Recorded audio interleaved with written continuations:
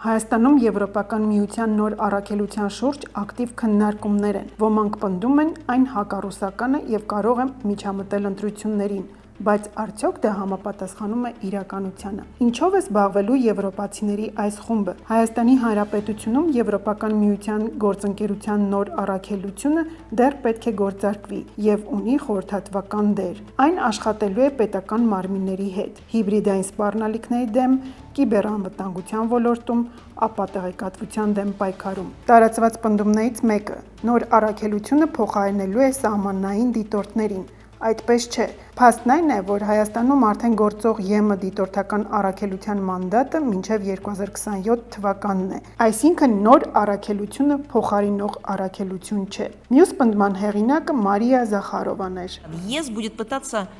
давайте вещи назовем своими именами, вмешиваться во внутренние дела Армении. Փաստն այն է, որ առաքելության մանդատում նման գործառույթ չկա։ Ավելին նախատեսվում է, որ առաքելությունը կսկսի աշխատել ընտրություններից հետո։ Բացի այդ, որոշ աղբյուրներում ԵՄ առաքելությունը ներկայացվում է որպես միջամտություն, իսկ նյութերից մեկում հնչում է կոչ, թե իբր Ռուսաստանը պետք է ավելի կոշտ միջամտի այս ամենին։ Փաստերի համադրումը ցույց է տալիս, որ ԵՄ նոր առաքելության վերաբերյալ տարածվող մի շարք պնդումներ չեն բխում դրա պաշտոնական մանդատից։ Այն չի փոխարինում գործող առաքելությանը եւ չի ներառում ներգրավվածություն ներքին քաղաքական կամ ընտրական գործընթացներում։